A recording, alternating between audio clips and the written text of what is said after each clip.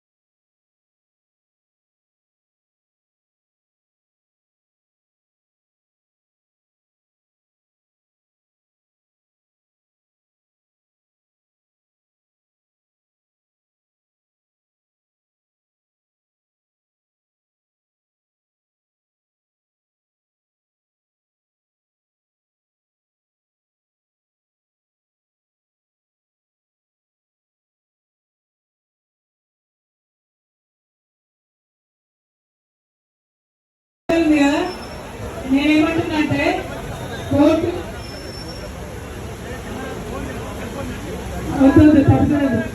అయితే కోర్టు ఒక మాట ఏం చెప్పిందట అంటే ఇట్లా పర్మిషన్ మేము ఇవ్వలేము అని చెప్పింది.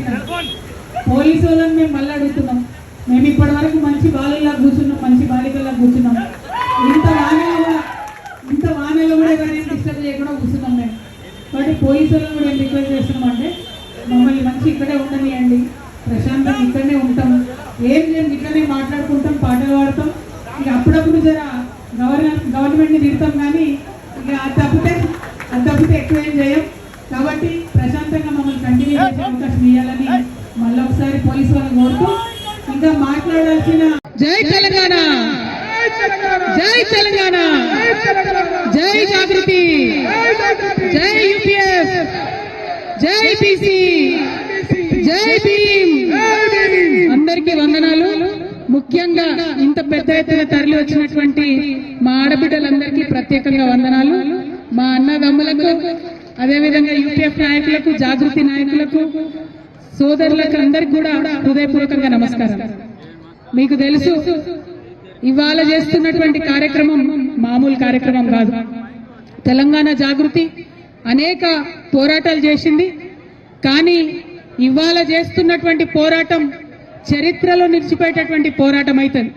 అటువంటి చారిత్రక పోరాటంలో భాగస్వామ్యం పంచుకోవడానికి అనేక మంది వచ్చిండ్రు. వారందరికీ కూడా పేరు పేరున హృదయపూర్వకంగా ఉద్యమాభివందనాలు తెలియజేస్తా ఉన్నాను. ఇవాళ ఇందిరా పార్క్ దగ్గర ఇంతమందిని చేరి నిరసన తెలపాల్సినటువంటి అవసరం ఏమొచ్చిందో ఒకసారి ఆలోచించుకోవాలి. ఇంతమంది ఇక్కడికి వచ్చి మన పనులను పక్కకు పెట్టి, మన కుటుంబాలను పక్కకు పెట్టి, మన అన్ని అత్యవసరమైనటువంటి పనులన్నీ పక్కకు పెట్టి ఎందుకోసం ఇందిరా పార్క్ వచ్చినామో ఒకసారి ఆలోచన చేసుకోవాలి. ఇవాళ ఇక్కడ ఉన్నటువంటి ప్రతి ఒక్కరికి కుటుంబాలు, పిల్లలు, బాధ్యతలు అన్నీ ఉన్నాయి. అది జాగృతి కార్యకర్తలు కావచ్చు, యూపీఎఫ్ నాయకులు కావచ్చు, తరలి వచ్చినటువంటి విద్యార్థులు కావచ్చు, అందరికీ కూడా పర్సనల్ బాధ్యతలు ఉన్నాయి. అయినా ఇక్కడికి ఎందుకు వచ్చినాం, ఏం పట్టుదలత కోసం వచ్చినాం, ఏం పంతంతో వచ్చినాం, ఎందుకు పిడికిలు బిగించి ఇంతమంది ముందుకు వచ్చినాం అన్న విషయం చాలా సీరియస్గా ఆలోచన చేసుకోవాలి. ఇవాళ తెలంగాణ రాష్ట్రం వచ్చిన తర్వాత సబ్బండ వర్ణాలు, సబ్బండ వర్గాలు అందరం కూడా సంతోషంగా బాగుండాలనే తెలంగాణ తెచ్చుకున్నటువంటి తెలంగాణలో అనేక మంచి పనులు చేసుకున్నాం. ఇంకా చేసుకోవాల్సిన పనులు కూడా ఎన్నో ఉన్నాయి.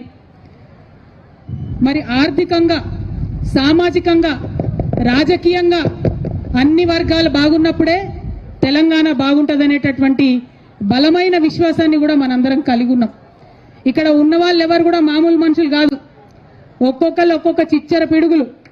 ఎందుకంటే ఇక్కడ ఉన్న ప్రతి ఒక్కరు కూడా వేలాది మందిని కిందకెళ్ళి ప్రభావితం చేయగలిగేటటువంటి నాయకులు, కార్యకర్తలే ఇక్కడ ఉన్నారు. మరి అలా ఏం పంతంతో ఇక్కడికి వచ్చినాం మనం? తెచ్చుకున్న తెలంగాణలో ప్రతి ఒక్కరికి రాజ్యాధికారంలో వాటా రావాలి, ప్రతి ఒక్కరికి ఆర్థిక అవకాశాలు రావాలి, ప్రతి ఒక్కరికి సమాజంలో గౌరవం దక్కాలి. సమాజంలో సగభాగం బీసీలు ఉన్నారు. మరి సగభాగం ఉన్నటువంటి బీసీలకు రాజకీయంగా సమ ప్రాధాన్యత దక్కాలనేటటువంటి ఉక్కు సంకల్పంతోనే ఇవాళ పిడికిలు బిగించి మనందరం ఇక్కడికి రావడం జరిగింది. గత కొన్ని నెలలుగా మనం ప్రభుత్వం వెంట పడుతున్నాం. మీరు కామారెడ్డి డిక్లరేషన్లో చెప్పింది చెప్పినట్టుగా పాటించాలే, బీసీలకు న్యాయం చేయాలని కోరుతా ఉన్నాం. తెలంగాణ జాగృతి, యునైటెడ్ పూలే ఫ్రంట్ మన యొక్క ఉద్యమాల ఒత్తిడితోని ఇవాళ అసెంబ్లీలో 2 బిల్లులు పాస్ అయినాయి. సావిత్రిబాయి పూలే గారి జయంతిని అఫీషియల్గా ఉమెన్స్ టీచర్స్ డేగా ప్రకటించారు. పూలే గారి విగ్రహాన్ని మనం అసెంబ్లీలో అడిగితే వాళ్ళు ట్యాంక్ బండ్ మీద పెడతామన్నారు. ఒక్కొక్కటి ముందడుగు పడుతున్నది. ఒక్కొక్కటిగా ప్రభుత్వాలను కదిలించగలుగుతా ఉన్నాం, వారి మెడలు వంచగలుగుతా ఉన్నాం. ఇప్పుడు చాలా బలీయమైనటువంటి ఆకాంక్ష మనందరికీ ఏందది? ఇవాళ జరుగుతున్నటువంటి లోకల్ బాడీ ఎన్నికలలో, రేపు తెలంగాణలో జరగబోయేటటువంటి స్థానిక సంస్థల ఎన్నికల్లో డిక్లరేషన్, కామారెడ్డి డిక్లరేషన్లో చెప్పిన విధంగా 42% రిజర్వేషన్ ఇచ్చి తీరాల్సిందే అని ఇవాళ ఇక్కడ కూర్చున్నాం. 42% రిజర్వేషన్ కోసం 72 గంటల నిరంతర నిరాహార దీక్ష కోసం ఇవాళ ఇక్కడ కూర్చున్నాం. ఇది రాజకీయ పోరాటం కాదు, ఇది ఆత్మగౌరవ పోరాటం. బీసీల ఆత్మగౌరవం కోసం జరుగుతున్నటువంటి పోరాటం, గాంధీ గారు చూపించినటువంటి మార్గంలో మనం చేస్తున్నటువంటి పోరాటం. గాంధీ గారు ఏం చెప్పారు మనకు? మీకేదన్నా అంశం సాధించాలంటే, ఎవరి ఆకాంక్షలన్నా ముందుకు తీసుకొని వెళ్ళాలంటే హింస వైపు వెళ్ళొద్దు, మనల్ని మనమే కష్టపెట్టుకోవాలి. అందుకే ఇవాళ మేము ఉక్కు సంకల్పం తీసుకున్నాం.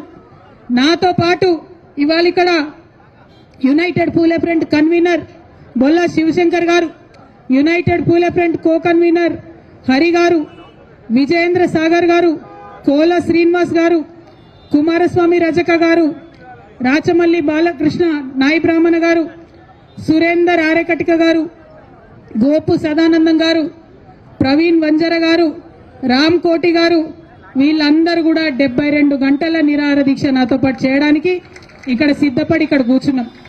ఇంకా మా ఆడబిడ్డల పేర్లన్నీ కూడా వస్తున్నాయి, వచ్చినాక అవి కూడా అనౌన్స్ చేస్తాం. మరి ఇంతమంది ఇక్కడ కూర్చొని ఎందుకు నిరాహార దీక్ష చేస్తా ఉన్నాం?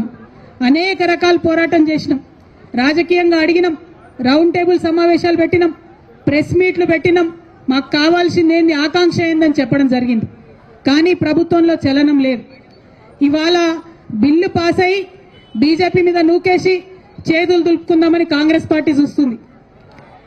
మాకు సంబంధం లేదు, ఇది రాష్ట్రానికి సంబంధించిన బిల్లని చేతులు దులుపుకుందామని బీజేపీ చూస్తుంది. ఈ వేదిక నుండి స్పష్టంగా ఇవాళ నేను ఛాలెంజ్ చేసి రాష్ట్ర ప్రభుత్వాన్ని, గౌరవ ముఖ్యమంత్రి రేవంత్ రెడ్డి గారిని అడుగుతా ఉన్నాను. నిజంగా మీరు బీసీల పక్షపాత అయితే, నిజంగా 42% మీరు పెట్టిన బీసీల బిల్లు చిత్తశుద్ధితో పెట్టిందైతే, ఏదైతే బీజేపీ చెప్తుందో ముస్లింలకు ఉందేమో అనే అనుమానంతో మేము ఆపుతున్నామని చెప్తున్నారు. ఇవాళ కాంగ్రెస్ పార్టీ మీరు స్పష్టత ఇవ్వండి. మీరు ఇవాళ ప్రెస్ మీట్ పెట్టండి. ఇక్కడ పెడతారా, ఢిల్లీలో పెడతారా, రాహుల్ గాంధీ గారిని పెట్టుకొని పెడతారా, సోనియా గాంధీ గారిని పెట్టుకొని పెడతారా, మాకు సంబంధం లేదు. ప్రెస్ మీట్ పెట్టి ఓపెన్ గా డిక్లేర్ చేయండి, ముస్లింలకు 10% రిజర్వేషన్ మేము సపరేట్ బిల్లు పెడతాం అసెంబ్లీలో అని చెప్పి డిక్లరేషన్ చేయండి. ఒక క్లారిటీ ఇవ్వండి. దాంతో ఏమవుతుంది? ఇప్పుడున్న 42%లో ముస్లిం మైనారిటీల రిజర్వేషన్ దీంట్లో ఇంక్లూడెడ్ కాదు, ముస్లింస్ కి సపరేట్ గా 10% రిజర్వేషన్ పెట్టాలని చెప్పి మేము డిమాండ్ చేస్తా ఉన్నాం. ఇక అప్పుడు బీజేపీ మీద ఉంటది బాధ్యత. ఈ 42%లా ముస్లింస్ లేరన్న విషయాన్ని కాంగ్రెస్ పార్టీ క్లారిటీ ఇవ్వాలి. ఒకవేళ ముస్లిం సోదరులకు ఉంటే ఆ విషయం కూడా క్లారిటీ ఇవ్వాలి. కానీ మీరు ఏ విషయం చెప్పకుండా మేము బిల్లు పాస్ చేసినాం, బీజేపీ వాళ్ళు సంతకాలు పెడతలేరని మోసం చేయొద్దని చెప్పి మాత్రం కాంగ్రెస్ పార్టీని మేము డిమాండ్ చేస్తా ఉన్నాం. మేము ఇక్కడ 72 గంటలు కూర్చుంటాం. ఈ 72 గంటల్లో మీరు ఢిల్లీలో రేపటి నుంచి మీ అగ్రనాయకుల్ని కలుస్తా ఉన్నారు. ముఖ్యమంత్రి గారు నేను డిమాండ్ చేస్తా ఉన్నా, వాళ్ళ పర్మిషన్ తీసుకోండి. ఎందుకంటే ఢిల్లీలో పర్మిషన్ ఇవ్వండి, గల్లీలో వీళ్ళు కుర్చీలో కూడా కూర్చునే పరిస్థితి లేదు. కాబట్టి ఢిల్లీలో మీ అగ్రనాయకుల పర్మిషన్ తీసుకోండి. ఈ 42% బీసీలకు సపరేట్ గా పెట్టండి, 10% ముస్లింల కోసం సపరేట్ గా పెట్టండి. ఆ క్లారిటీ ఇవ్వండి, ఆ స్పష్టత ఇవ్వండి.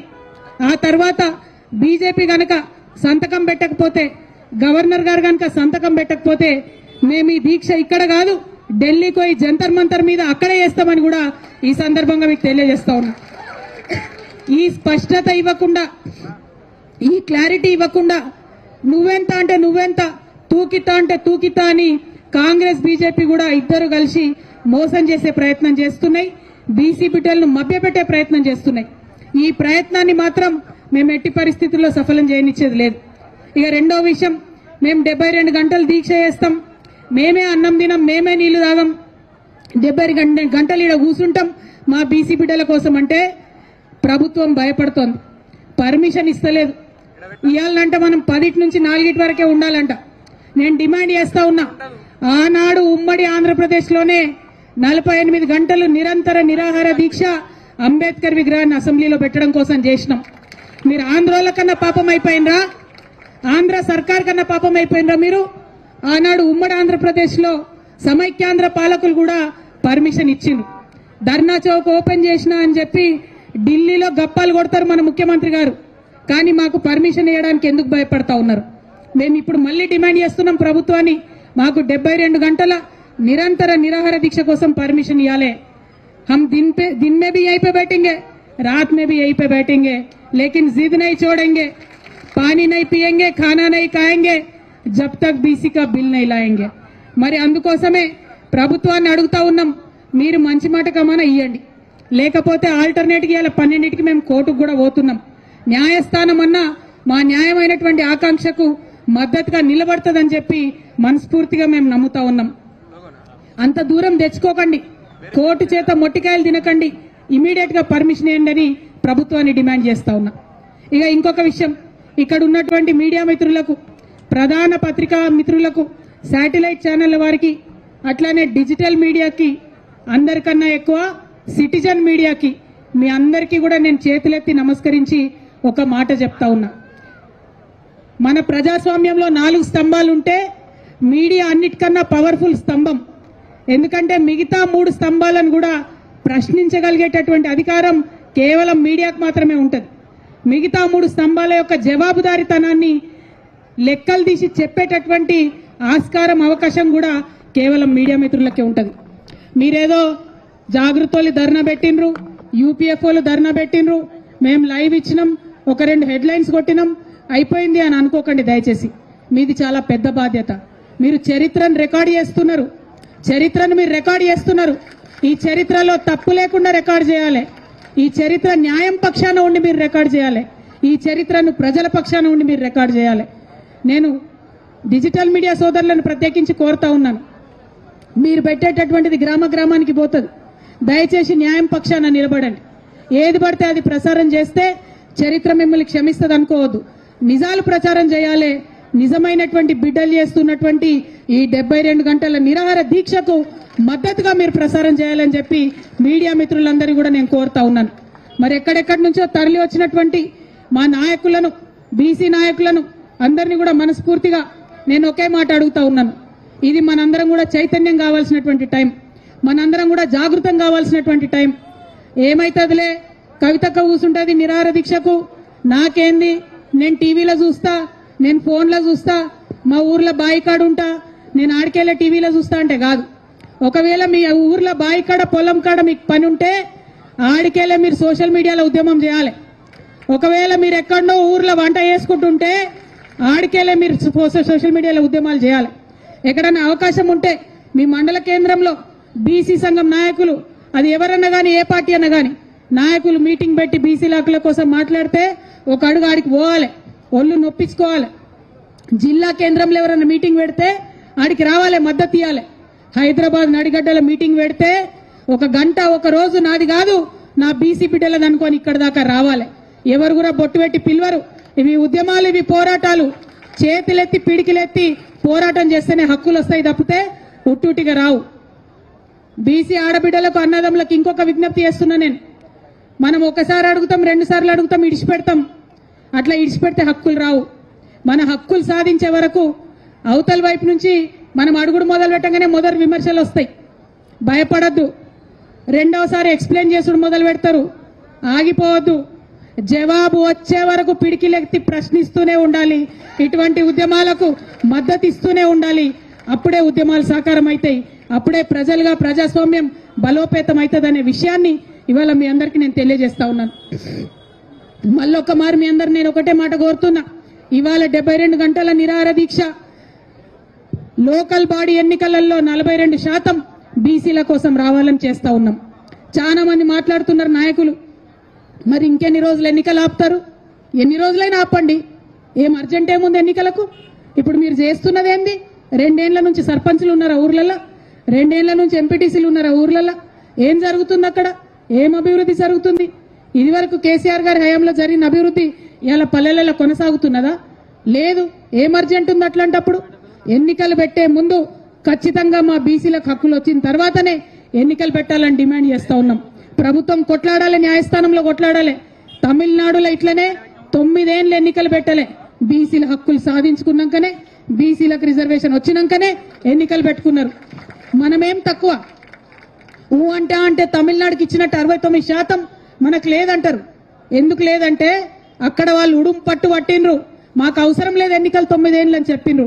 ఇక్కడ మనం అట్లా ఉడుం పట్టు పట్టి అందరం కలిసి ఒక దగ్గర ఉంటే ఖచ్చితంగా మనకు కూడా రిజర్వేషన్ వస్తుంది. ఈ రిజర్వేషన్ వల్ల మరి జీవితాలు అన్ని మారిపోతాయా? ఈ రిజర్వేషన్ వల్ల మొత్తం బీసీ సమాజం ముంగట పడుతుందా అంటే డెఫినెట్ గా ఒక బలమైన ముందడుగు పడుతుంది. రాజకీయంగా మన వాటా మనకు వస్తుంది. ఇవాళ లోకల్ బాడీలల్లా, సర్పంచ్లల్లా, ఎంపీటీసీలల్లా మన వాటా మనకు వస్తే రేపటి నాడు ఎమ్మెల్యేలల్లా, ఎంపీలల్లా అడగొచ్చు. రేపటి నాడు ముఖ్యమంత్రులు అయ్యే దగ్గర అడగొచ్చు, నిలబడి మా వాటా ఏదని అడగొచ్చు. దానికోసం ఇది ముందడుగు అవుతుంది. ఈ విషయాన్ని దయచేసి బీసీ సమాజం అంతా కూడా గుర్తించాలి, గమనించాలి. ఇది మన ఉద్యమం, మన ఇంటి ఉద్యమం అనుకొని ఇంటికొక్క బీసీ బిడ్డ తరలి రావాలని చెప్పి హృదయపూర్వకంగా వినమ్రంగా నేను వేడుకుంటా ఉన్నాను. మరి మళ్ళీ ఒకసారి చెప్తున్నాం, 72 గంటలు దీక్ష పట్టినాం. నీళ్లు తాగేది లేదు, అన్నం తినేది లేదు, ఇంద్ర పార్క్ వెళ్ళి కదిలేది లేదు. ప్రభుత్వాన్ని రిక్వెస్ట్ చేస్తా ఉన్నాం, ఇదివరకు తెలంగాణ జాగృతి ఏ ఉద్యమం చేసినా ప్రభుత్వం ఇచ్చినటువంటి సమయానికి లోబడే ఉద్యమాలు చేసినాం, శాంతియుతంగా ఉద్యమాలు చేసినాం. ఇక్కడ నిలబడ్డాం, ఇక్కడ ఉన్నాం, మా గోడు మేము చెప్పుకున్నాం, మా హక్కులు మాకు కావాలని నినదించినాం. అంతే తప్పితే ఎటువంటి అసాంఘిక చర్యలకు పాల్పడలేదు. కాబట్టి ఖచ్చితంగా మాకు పర్మిషన్ ఇవ్వాల్సిందే, 72 గంటలు పర్మిషన్ ఇవ్వాల్సిందే. ఒకవేళ 72 గంటలు ఇయ్యం, మిమ్మల్ని తీసుకుపోయి పోలీస్ స్టేషన్లో పెడతామంటారా? అక్కడనే దీక్ష చేస్తాం. మిమ్మల్ని తీసుకుపోయి హాస్పిటల్లో పెడతామంటారా? అక్కడనే దీక్ష చేస్తాం. మిమ్మల్ని తీసుకుపోయి ఇంటికాడ ఇడిచి పెడతామంటారా? ఆన్నే రోడ్డు మీద కూర్చొని అక్కడ కూడా దీక్ష చేస్తాం. పంతం ఇడిచేది లేదు, వెనక్కి వచ్చేది లేదు, హక్కులు సాధించే వరకు మడమ తిప్పేది లేదు. ఈ విషయం ప్రభుత్వం గమనించాలని చెప్పి నేను కోరుతున్నా. ఇక చాలా రాజకీయ పార్టీలు రకరకాలుగా మాట్లాడుతున్నాయి. రాజకీయ అంశాలు మనం చూస్తూనే ఉన్నాం, అన్నలందరూ మాట్లాడతారు. ఈ రాజకీయ అంశాలన్నీ ఎదురు తీసుకొని వాటన్నిటిని పక్కకు జరుపుకుంటూ మన ఆత్మగౌరవ బావుట నిలబెట్టాలంటే బీసీ బిడ్డలందరూ కూడా కలిసి ఇవ్వాలి, మద్దతు ఇవ్వాలని చెప్తూ మళ్ళొక్కసారి మీ అందరికి ఉద్యమాభివందనాలు తెలియజేస్తున్నాను. Thank you. జై తెలంగాణ, జై తెలంగాణ. సాధిస్తాం, సాధిస్తాం, సాధిస్తాం, సాధిస్తాం, సాధిస్తాం, సాధిస్తాం.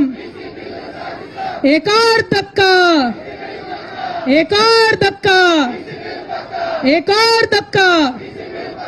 జై భీమ్, జై ఫూలే, జై తెలంగాణ. Thank you.